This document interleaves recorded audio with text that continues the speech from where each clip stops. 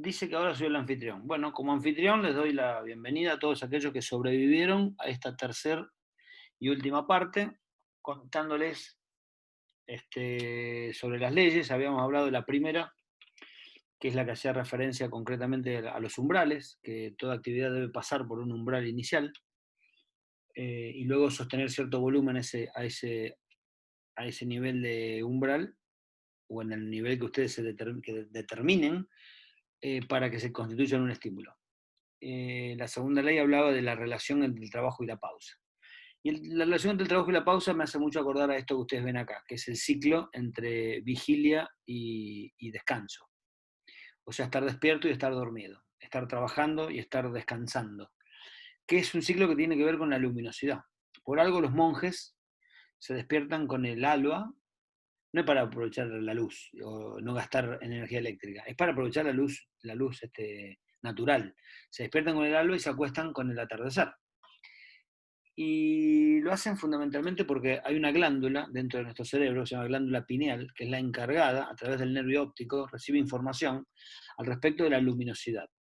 Cuanto más luminosidad, más actividad hormonal, más descarga de neurotransmisores y hormonas para que uno se mantenga despierto y evidentemente, como la parte oscura, la parte que da, en la que no da el sol, cuando hay poca luz, el cerebro lo detecta y uno debe descansar. Quiere decir que en esta dualidad, en donde por momentos hay día y por momentos de noche, lo mismo pasa con este ciclo de carga y recuperación. Que este gráfico, esta foto, les debe quedar tanto para pensar en cuando le doy un plan a alguien como cuando pienso un plan de largo plazo. Miren las siguientes estructuras y van a ver cómo coinciden, cómo se repiten, cómo permanece siempre esta relación entre el proceso de carga y recuperación, catabolismo y anabolismo, trabajo y descanso. Empecemos por el de arriba, miren. Una sesión de entrenamiento típica, que es como una unidad, como una célula, tiene una parte introductoria, yo me resisto a llamarlo entrada en calor, tiene una parte de desarrollo, donde ustedes intentan enseñar algo, entrenar alguna valencia, y tiene una parte conclusiva, me resisto a llamarlo simplemente vuelta a la calma. Creo que tanto al principio, la entrada en calor, como al final, la vuelta a la calma, son objetivos a tener en cuenta dentro de estas partes. No importa eso porque luego lo retomamos, pero hablar de parte conclusiva es decir que durante la parte final de la sesión yo tengo que hacer todo lo posible para que haya una conmutación vegetativa. O sea, proponer una serie de Claudio, tareas. ¿Perdón? disculpame, pero no se está viendo la diapositiva. ¿A todos le pasa? Sí, sí, a todos. Acá dice que el anfitrión inhabilitó la función de compartir la pantalla. A ver. Maldito. Espera un momento, a ver. Ahora sí. ¿Y qué hacían mientras tanto yo hablaba? Te escuchábamos. Qué gente tan, Somos obedientes, ¿viste? tan humilde, sí, y generosa para con mi error. Así que les pido disculpas. ¿Se entendió la idea entonces del ciclo de la noche y el día, el descanso, el trabajo, el Gatorade y la cerveza? Son momentos distintos para cada cosa. Lo que lleva esta relación entre una cosa y otra a la idea de que la parte final de la sesión se llama parte conclusiva, porque lo que uno trata de hacer es una conmutación vegetativa. ¿Qué significa esto? Que durante la sesión de entrenamiento, la parte introductoria, te puso a pleno el sistema simpático.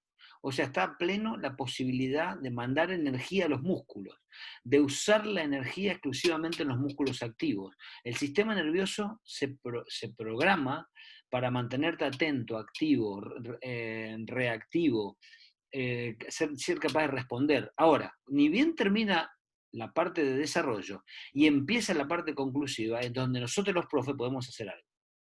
Hablar de la parte conclusiva es hablar de asegurar esta conmutación vegetativa, del simpático al parasimpático, del momento en donde yo estoy rompiendo al momento en donde tengo que generar las primeras reconstrucciones. Antes dije, si le agrego glutamina a esto, mejor. No tengo absolutamente nada con ninguna empresa que venda glutamina, porque ni siquiera hablo de marca, pero sí sirve la glutamina como un gran anticatabólico, porque cuando uno termina de entrenar, continúan algunas hormonas elevadas, las catecolaminas, que hacen que el consumo de oxígeno quede elevado. Antes decían pagando una deuda. En realidad, queda elevado el metabolismo, tu homeostasis no es la adecuada todavía, no es la que tenías previamente, porque tu cuerpo está intentando reponer todo lo que rompiste. Niveles de glucógeno, fosfocreatina, oxiohemoglobina, lavar lactato, tantos quilombos armaste dentro del cuerpo que vos debes iniciar el proceso de recuperación, ni bien termina la parte de desarrollo. Por eso que la parte conclusiva se llama así, porque hay que hacer cosas para con el cerebro, pero hay que hacer cosas para con el sistema nervioso vegetativo. Lo estudiarán más en el ámbito de fisiología. Ahora, así como una sesión tiene una parte de carga y una de recuperación, cuando yo hablo de una jornada, o sea, hacer un entrenamiento a las 9 de la mañana, hacer otro entrenamiento a las 5 de la tarde, el último entrenamiento del día, la tercera sesión, a las 7 de la tarde, tiene que ser de recuperación. Stretching, yoga, sesiones de restablecimiento metiéndose en el agua fría, una sesión de masaje, hidromasaje, electroestimulación, mindfulness, hacer meditación. Algo de la tercera sesión, o sea, la última del día, se hace para mejorar el descanso nocturno y las recuperaciones nocturnas. No puedo empezar con una sesión de recuperación a la mañana temprana. Seguramente la primera sesión ha sido dura, la segunda ha sido complementaria a la primera, puede haber sido de volumen o no tan dura como la de la mañana temprano, que uno está más fresco. Lo que sí sé es que la tercera sesión, la última del día, debe generar recuperaciones. No vuelvan a meter una tercera sesión de alta intensidad por menos las 7 de la tarde. Ya sé, me vas a decir, el rugby se entrena a las 9 de la noche. Está bien, lo hacen mal. Yo entreno rugby desde hace 30 años. Lo único bueno de entrenar a las 9 de la noche es que el rival está haciendo la misma cagada que vos. Los dos están haciendo las cosas mal. Todos entrenan a la noche para después jugar a las 3 de la tarde. Es una joda. Pero bueno, están planteadas así las cosas porque los pibes estudian. En cualquier lugar del mundo, un jugador de rugby profesional hace su última sesión del día a las 6 de la tarde, 7 de la tarde. ¿Saben qué es? Una sesión de restablecimiento. ¿Saben a qué hora hicieron el rugby? A las 3 de la tarde o a las 10 de la mañana. Claro, son profesionales. Hacen las cosas como deben hacerse. Por eso digo, porque la Unión de Rugby de Buenos Aires lo haga distinto, no significa que esté bien. Conclusión, la última sesión del día debe ser de recuperación. Y lo mismo pasa en una semana. El microciclo semanal, la estructura de una semana que dura entre 4 y 10 días, no necesariamente 7, tiene días de carga, alto volumen, con días de choque, alta intensidad. Y en esta combinación de carga con choque, o sea, días de resistencia contra días de fuerza, potencia y velocidad, días más metabólicos contra días más neuromusculares, días de carga lenta contra días de carga de altísima intensidad, volumen, carga o choque, al final, perdón, se me escapó, al final de la semana, o competís o haces una sesión de restablecimiento. Por eso que el tipo entrenó bien de lunes a viernes y no compite sábado y domingo, que el sábado clave un masaje, que el sábado clave una sesión de yoga, algo, una sesión entera que lo ayude a recuperarse de lo que hizo antes. Y lo mismo, así funciona el mesociclo. Combinaciones exquisitas de microciclos desarrolladores con microciclos de impacto. Semanas de altos volúmenes con semanas de alta intensidad, en donde el último microciclo del mes tiene que ser de recuperación, tiene que ser de descarga. Antes le llamaban semana profiláctica, o semana preventiva, o semana de restablecimiento, o semana de recuperación. Es la semana por las dudas, le digo yo.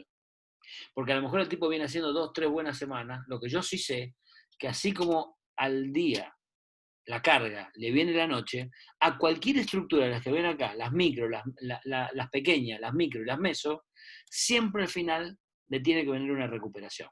Y miren un ejemplo, perdón, y ahora vamos a ver un ejemplo en la ley número 3. ¿Está entonces? La ley número 2, relación adecuada entre proceso de carga y de recuperación. Vamos a la número 3. Toda carga que se acerque a su grado óptimo, ya sea por intensidad o por la cantidad de minutos que lo hace, deja señales.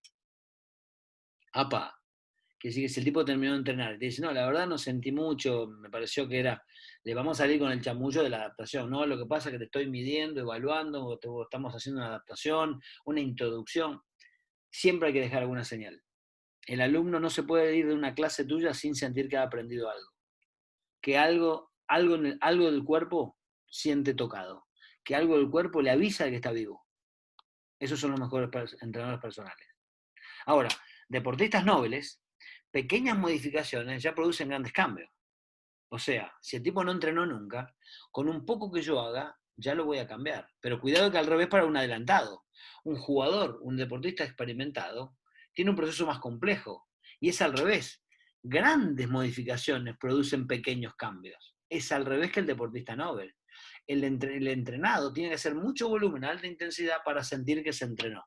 Por eso digo es un proceso complejo, porque además de sentirlo desde el punto de vista físico, lo tiene que sentir desde el punto de vista mental. Y recuerden que solo, como está en amarillo abajo, solo la competencia o la performance, lo que hace el fin de semana dentro de una cancha, evidencia que la administración de las cargas fueron las correctas. Vamos a decirlo de otra manera. Un jugador que dura un solo tiempo, hay dos posibilidades. Porque no puede jugar el segundo tiempo. Bueno, más allá de que lo sacaron por cuestiones técnicas, yo no puedo hacer nada. Pero es probable que el tipo que termine el primer tiempo y está muy fatigado para jugar un segundo tiempo, por ejemplo, hay dos posibilidades. O que está muy desentrenado para jugar un partido entero, o porque lo cagaste mucho a palo durante la semana, que no se recupera del primer tiempo para el segundo. Por lo general, cuando el coach mira a un jugador, tiende a decir que lo que le falta es entrenarse más duro, que por eso no corre, caguémoslo a palo. Ustedes deben seguir a los jugadores, a todos los que puedan, para interpretar cuándo ese tipo puede entrar a la cancha el fin de semana con una alta carga de entrenamiento de la semana, muchas veces inadecuada, pero necesaria. ¿Por qué necesaria? Por el plan de largo plazo. ¿Por qué inadecuada? Porque para este fin de semana el tipo no lo vas a tener al 100%. Esto yo no digo que está bien o que está mal. Simplemente digo que el profe debe saber que estas cosas suceden de esta manera. Entonces acá aparece, cuando yo digo, miren, toda carga que se acerca a su grado óptimo deja señales, que acá hay una tablita, una escala de Borg, que yo uso de 1 a 10, en donde cuando el tipo termina un entrenamiento, siempre le pregunto qué número le pondría al entrenamiento. Yo ya supongo un número. Esta es una forma de pensar qué puede haber sucedido mientras el tipo entrenó. Por lo general uno maneja mucho cargas que están entre 4 y 7. Hablar de una carga de 4 es decir, bueno, hoy se entrenó. Hablar de una carga 5 o 6, el tipo entrenó bien. Hablar de 7, 8, el tipo entrenó muy fuerte. Hablar de 9 o 10 implica que el día siguiente el tipo va a estar tocado para volver a entrenar. Claro, esta tabla luego va de la mano, su uso, con la cantidad de entrenamiento que el tipo hace. Para un tipo que entrena todos los días, no puedo llegar a niveles 9 o 10 todos los días. Pero en el rango que entrenan los lunes, los martes y los jueves, repito, los lunes, los martes y los jueves, el lunes me puedo ir con un 7 o un 8, el martes me tengo que ir con un 9 o un 10, y el jueves volver a meter un 9 o un 10, porque el tipo juega el sábado. Vamos de nuevo, lo digo de otra manera. Si yo el lunes le meto una carga de un 9 o 10, el día siguiente, martes, no lo tengo recuperado. La carga no va a poder ser más allá de un 4 o un 5, para poder volver a subir a 8 o 9, si se recuperó el día jueves. Por eso que yo digo, si hay 2 días seguidos, el primer día tiene que ser más introductorio, el segundo día tiene que ser más intenso. Entonces el lunes le doy un entrenamiento y espero que me diga un 6 o un 7. El martes el entrenamiento espero un 8 o un 9. Entonces lo pregunto. Y el jueves espero otro 8, otro 9, pensando en el partido del fin de semana. ¿Me van siguiendo? La escala de Borg no hace ni más ni menos que tratar de cuantificar una sensación, en donde un tipo es capaz de decir que esto es mucho, es poco, es alto, es bajo, duele, no duele, me gusta, no me gusta, en donde el tipo califica diciendo algo, yo trato de esa calificación ponerle un cuánto, meterlo en una escala para ponerle un número. Es una tablamita muy útil para utilizar. Yo creo más en esto que en la frecuencia cardíaca. Vamos a la próxima ley, la número 4. ¿Qué dice? La ley número 4 dice que las cargas deberán seguir un sistemático aumento para producir optimización del rendimiento. Quiere decir que yo cada tantas semanas tendré que dar una semana de recuperación para que la línea de largo plazo, vaya siempre en aumento. Fíjense acá. Imagínense la primera semana, hago una carga baja. Una segunda semana, un corredor de medio fondo, un corredor de 10.000 metros, que entrena 3 veces a la semana. La segunda semana, carga media. ¿Qué significa al lado de la carga baja una carga media? Que hago más volumen. Si acá corrí 3 veces 10 kilómetros, acá haré 3 veces 12. O lo distribuyo como yo quiero, ¿no? Pero para que se den una idea. Semana 3, carga alta. ¿Qué significa? Que no hago más volumen que en la anterior. Lo que hago es más intensidad. Entonces, ¿qué hice? Una semana introductoria, una semana de volumen o carga, una semana de choque o intensa, e inmediatamente atrás hago una semana de recuperación. una semana profiláctica, una semana por las dudas, como dijimos antes. Y en esta curva de ir cargando y de descargar, lo que se viene a futuro son nuevas cargas. Es una tendencia a aumentar. Lo que fue esta semana, una semana de carga media, es probable que en el próximo mesociclo sea una semana de carga baja. Lo que acá pareció una semana que tenía mucho volumen, en el mes siguiente, esta semana es la primera, es la semana 5 o primera del mes siguiente. ¿Me van siguiendo? Repito, miren, cargas que deben seguir un sistemático aumento, sea de volumen, sea de intensidad, cuidado subir las dos cosas juntas para producir optimización del rendimiento. Miren, no está prohibido de una semana a la otra cambiar las dos cosas, los volúmenes y las intensidades.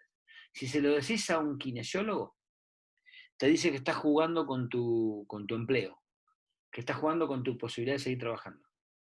Porque el kinesiólogo jamás sube las dos cosas. O te hace hacer más repeticiones o te cambia la bandita. Hay que aprender de eso, porque a veces los profes vemos tan buenas respuestas o estamos tan apresurados, tan apretados, tan preocupados por los plazos, que cargamos en aumentar volúmenes e intensidades en simultáneo. Es el momento en que sometes al organismo a riesgos mayores de lo que el ritmo del trabajo llevaba. Por eso yo dije antes, repito, una carga de semana baja, una carga típica. Esta semana seguramente ya le repitió el mes anterior. La semana número 2 es una carga media, subo el volumen de la semana anterior. La número 3, no subo más volumen, aumento intensidad, descargo para volver a subir. Esto es responder a la ley número 4. Entonces, vamos de nuevo. La primera, ley de umbrales. Cierta intensidad para luego un volumen. La segunda, ley de correlación entre trabajo y recuperación. Tercera, ley de la confrontación entre los ciclos de carga y los ciclos de recuperación durante los procesos de largo, inclusive los procesos del largo plazo. Perdón, la 3 es la que habla de las tablas, de que el tipo siempre tiene que sentir de que está algo cargado. Esta ley número 4 habla de los progresos permanentes. Vamos a la número 5.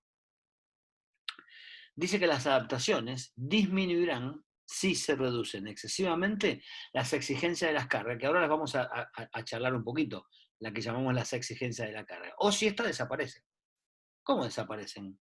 Claro. ¿Qué significa que desapareció la exigencia de la carga? O que el tipo está entrenando mal, estoy administrando mal el entrenamiento, o hay una mala transición, terminó el año y se rasca las guindas hasta el año que viene, de un mes que no hace nada, o hubo una lesión, el tipo no pudo entrenar, la lesión recuerden que es la no adaptación, o hubo una interrupción del entrenamiento no programada, se fue de vacaciones, se casó, tiene que estudiar, tiene que rendir exámenes, todas esas pavadas que terminan haciendo que el tipo interrumpa un programa y que la exigencia de la carga no se mantenga. Por eso, piensen que tenemos que conocer las exigencias de la carga, que no son ni más ni menos que los componentes que hacen a la carga, para que nunca ocurran estos problemas, o de mala administración, o de malas transiciones, o lesiones, ¿ok? Quiere decir que cuando un tipo está en proceso de recuperación para competir, sigue habiendo exigencias de la carga que serán menores, que no serán muy duras, pero el tipo no debe parar de entrenar. Es más, cada vez que vos pares más allá de 15 días, corres el riesgo de empezar el proceso de desentrenamiento. Por eso un tipo que se va de vacaciones le conviene una o dos veces en la semana de los 15 días de vacaciones hacer fuerza y una o dos veces en la semana hacer algo de resistencia.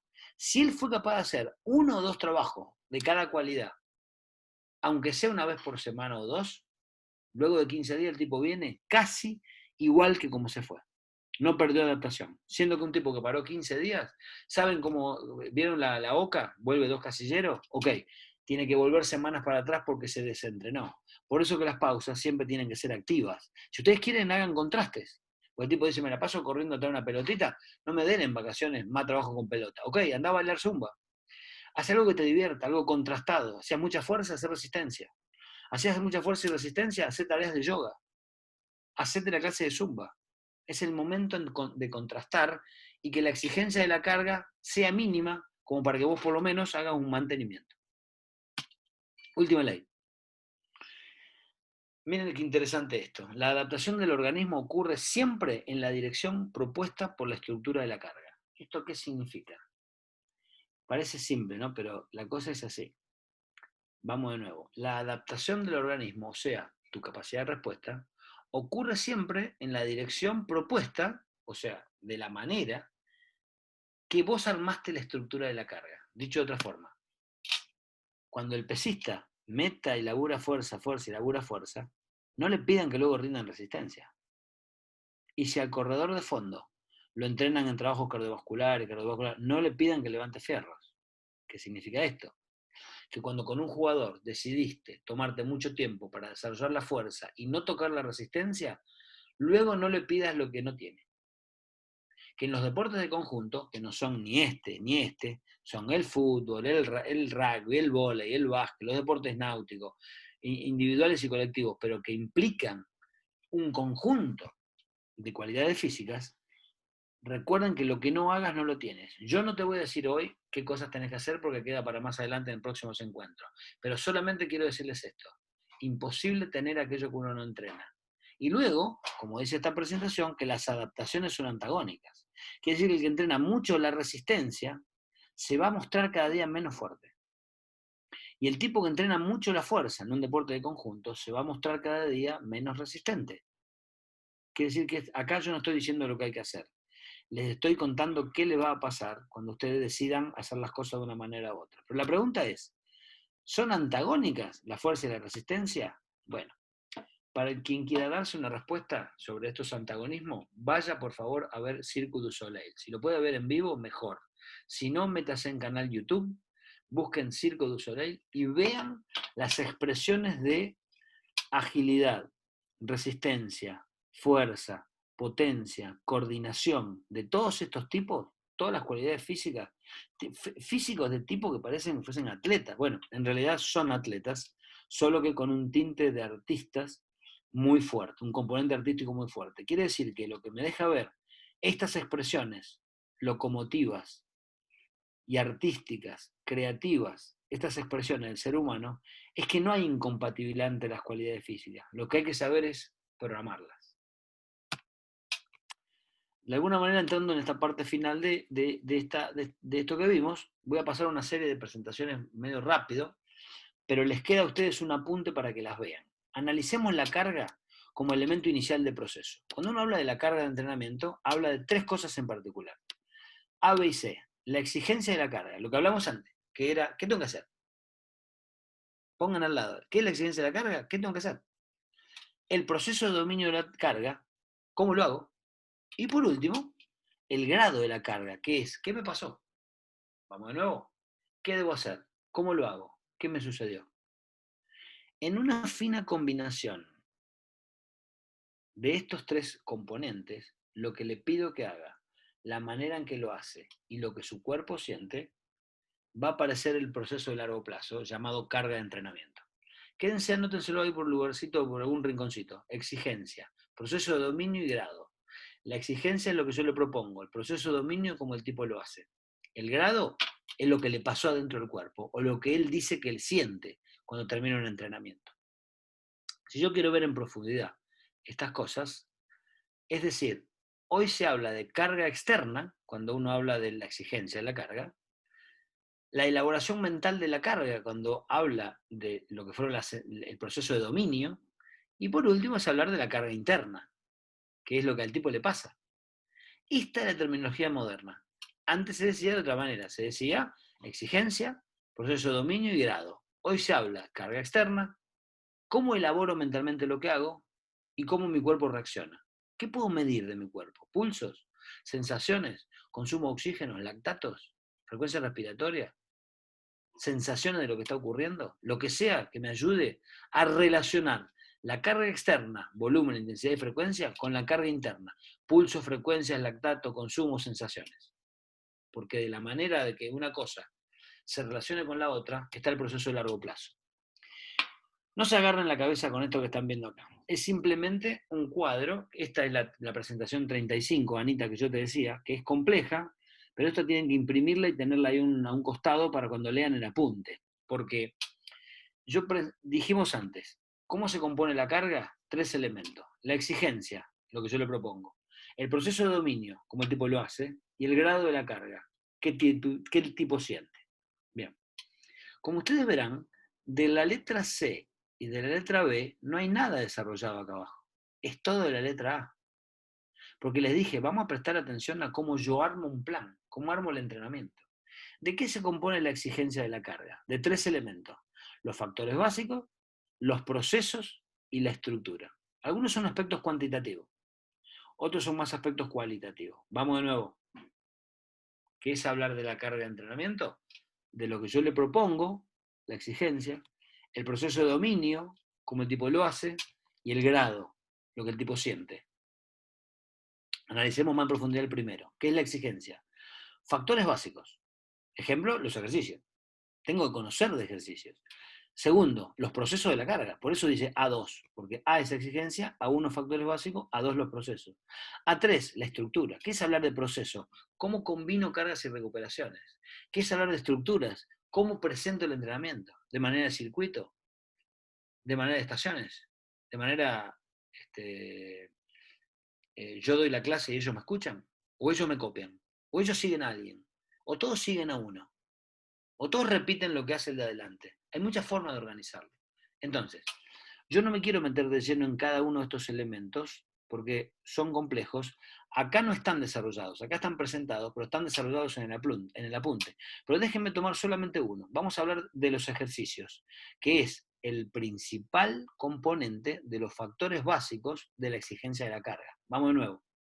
Hablar de los ejercicios es hablar de una estructura cinematográfica. Hablar de ejercicio es hablar de un conjunto de acciones que alguien ha creado para resolver tareas motoras concretas. Salto, cabecear. ¿Cuál es la tarea concreta? Pegarle a la pelota.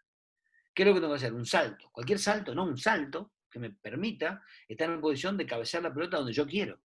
Vamos de nuevo, ¿qué es un ejercicio? Un conjunto de acciones motoras creadas para resolver tareas concretas. Entonces un ejercicio tiene un volumen, una complejidad, una dificultad, y es el primer elemento considerado factor básico, lo que vos le vas a dar a un alumno, el pibe te va a decir, che, ¿qué hago? Y vos que le vas a decir, no, Galazo me dijo que la fase de la luna, entonces los ciclos de carga y descarga, no, el tipo te dice, déjame, no me rompa la pelota, decime qué tengo que hacer, y le vas a dar un ejercicio. Es el primer factor básico de la exigencia de la carga. Entonces, dijimos, exigencia de la carga. Factores básicos, procedimientos y estructuras. Ok, veamos un poquito más en profundidad esto de los factores básicos. Acá está explicado el proceso de dominio de la carga, acá está explicado lo que es el grado de la carga, de la cual después voy a hablar bastante. Pero, ¿saben por qué en teoría se relacionan tanto estas tres cosas? La exigencia, el proceso y el grado de la carga, por el hecho de la dirección que tienen las adaptaciones. Hablar de exigencia es hablar de lo que yo te propongo que hagas. ¿Qué ejercicio, cuántas series, cuántas repeticiones? ¿Qué pausa? Todo eso es parte de la exigencia. Hablar del proceso de dominio muestra la capacidad del deportista para mostrar cómo sabe hacer las cosas, cómo quiere hacer las cosas. Habla de una tendencia del deportista a presentarse más apto para procesos complejos o menos apto para lo complejo, jugador o deportista con el que hay que ir con cosas simples. Les va a pasar mañana cuando entrenen en el ámbito del fitness. Hay gente que viene con mucha historia deportiva, se puede ser complejo, se puede dar ejercicio con dificultad, y otros van a tener que subirse a la bicicleta y aprender a pedalear en una bicicleta fija. Evidentemente que la manera en que el tipo lo hace determina la velocidad de la evolución. Determina la velocidad de la evolución. Y ni que hablar que como lo siente, esto es el grado de la carga, como él siente las cosas que estuvo haciendo, hace referencia a los factores psicológicos. Muchas veces saliste a caminar con un alumno y terminaste, vos dijiste, la verdad que yo me aburrí. ¿Vos cómo lo sentiste? Te digo, no doy más.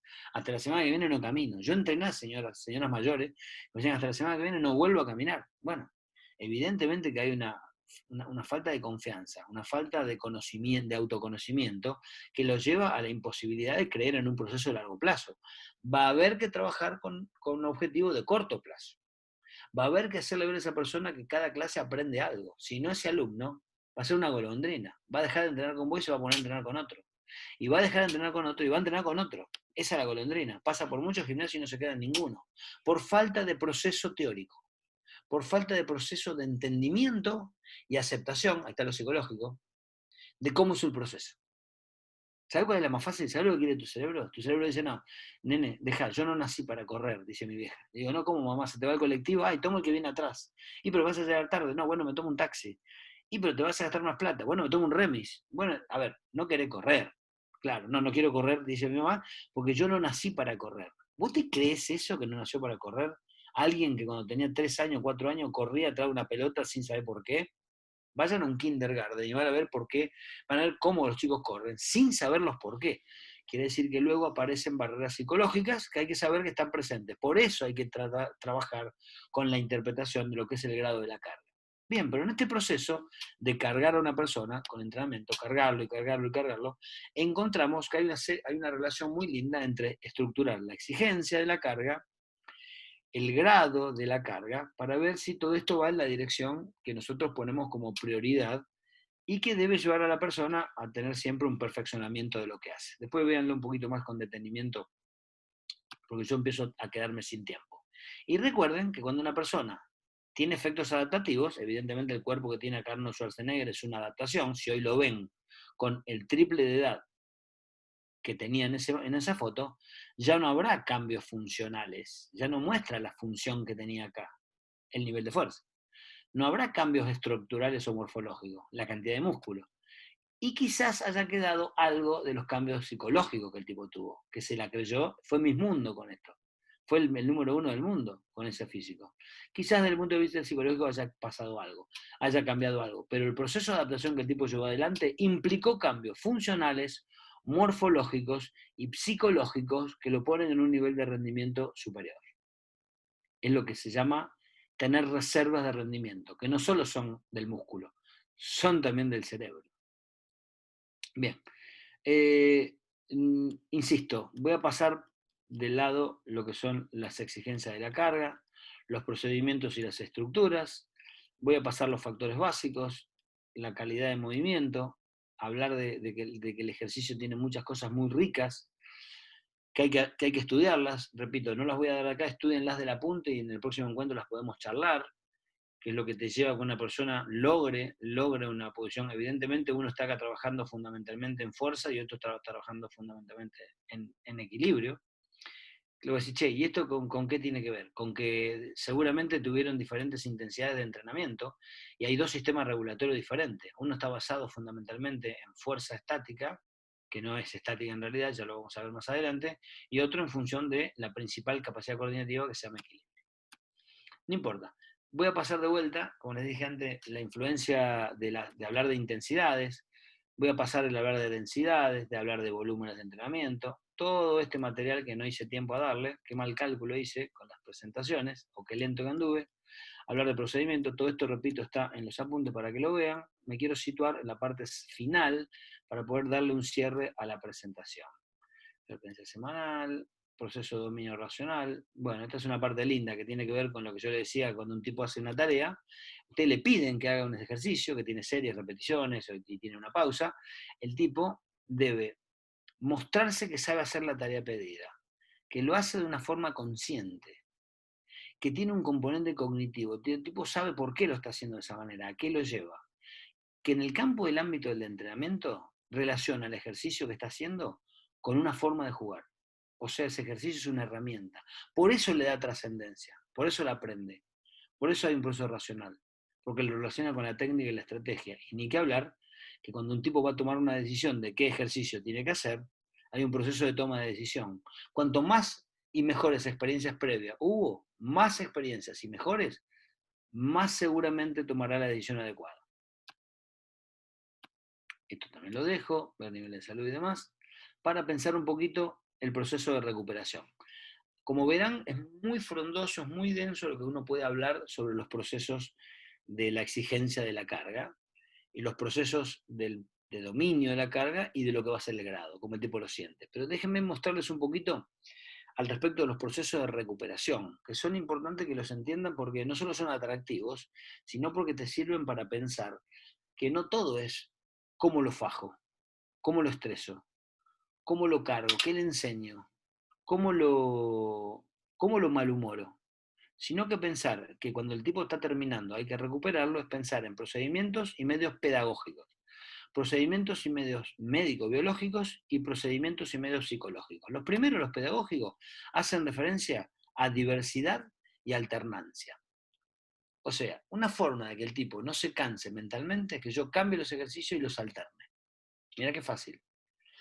Desde el punto de vista de los medios biológicos, es pensar cómo controlo su descanso, la dieta, su salud, las medidas de higiene, cómo creo un ambiente favorable para la recuperación y qué terapia alternativa, yoga, flores de Bach, meditación, van de la mano de asegurar el proceso de recuperación, no de acelerarlo, de asegurarlo. Y evidentemente hay procesos y medios psicológicos, como por ejemplo hacer algo, mindfulness, que ayuda a concentrarse en la tarea y disminuye la ansiedad. Porque la ansiedad es un proceso anticipatorio que muchas veces es negativo. Entonces, ¿cómo lo tengo a raya? Controlando las emociones. Porque la ansiedad es un sentimiento que se desprende de una emoción primitiva, que puede ser el miedo, que puede ser la tristeza, que puede ser el terror. Entonces, ¿qué hago contra eso? Un proceso de preparación mental. Veámoslo un poquito más en detalle. Yo antes le decía que la sesión tiene una parte introductoria, que tiene una parte general y una parte especial. Lo veremos más adelante. Luego hay una parte principal y una parte conclusiva, como ya le dijimos. Vamos a lo que está en rojo, la parte importante, cuando el tipo entrena. Bien, cuando el tipo entrena, hasta acá, termina, e inmediatamente terminó de entrenar, empieza una serie de procesos inmediatos que duran algunos minutos, porque mientras el tipo estaba entrenando, hubo procesos rápidos de recuperación. Cuando lean acá procesos rápidos son de recuperación. Entonces, mientras está entrenando, ¿se está recuperando? Claro, pero de manera incompleta. Mirá qué lindo, el tipo está entrenando y está recuperando. Mucho, poco y nada, de manera incompleta. Ahora, luego viene una fase temprana, cuando él termina de entrenar, una fase tardía, horas después de entrenar, y una fase prolongada. La fase temprana implica que ni bien terminó de entrenar, los minutos siguientes, el tipo tiene algunas recuperaciones. Las 6 horas siguientes se recuperan otras cosas. A los días siguientes recuperas otras cosas. Y hasta una semana después, dependiendo de lo que haya hecho, todavía el tipo está en proceso de recuperación. Entonces quedémonos con esto. Que cuando el tipo está entrenando recupera poco, pero luego hay 3 fases. Una temprana, una tardía y una prolongada. Durante el entrenamiento batalla anabólica catabólica. Y luego pongo 1A, 1B, 2 y 3. Vamos al 1A y el 1B. Miren, cuando el tipo termina de entrenar, inmediatamente termina de entrenar, dentro de los primeros minutos, recupera los fosfatos, degrada ácido láctico a lactato, o sea, un ácido lo transforma en una sal, recompone el complejo oxihemoglobina, porque él se había afanado la hemoglobina, entonces lo recupera. Recupera frecuencia cardíaca, frecuencia respiratoria y tensión arterial. Para poder hacer recuperar esto, tiene que mantener el consumo de oxígeno todavía un poquito elevado. Esto pasa inmediatamente. ¿Qué pasa dentro de las 6? Inmediatamente, minutos. ¿Qué pasa dentro de las 6 horas? Es la fase temprana, pero retrasada. Se normaliza la acidez de los tejidos, el pH. Se lava todo el lactato que andaba dando vuelta por allí. El tipo al terminar la primera hora ya lavó todo el lactato que había generado. Restaura las funciones nerviosas. Así que puede volver a pensar, puede volver a estudiar, puede volver a manejar, puede volver a coordinar una hora después. No significa que no lo hagamos, pero no significa que lo hagamos en la mejor situación. Inicia la restauración de los sustratos de glucógeno muscular de los músculos. Esto fue la fase temprana. Vamos a la fase tardía. Claro, te 6 horas. quedan un minuto. Bien. Regeneración de glucógeno del músculo. Se incorporan grasas en la célula muscular, seguramente se han usado. Se recupera la proteína contráctil y se regeneran ligamentos y tendones. Por eso, al romper tanta proteína, no se te ocurriría tener en fuerza los mismos grupos musculares en menos de 36 horas. Es tomar riesgo. Tenés que esperar 48. Por eso la fuerza de un mismo grupo muscular va a caer a 48 horas. Finalizando, la fase prolongada, que dura días y semanas. ¿Qué implica? Recuperar toda la proteína estructural. Por eso cada 3 semanas damos una de recuperación. Porque no recupera la proteína. Porque el tipo se va a quedar cada vez más delgado perdiendo músculo. Recuperaciones hormonales. Muchas veces las hormonas no se recuperan hasta días después.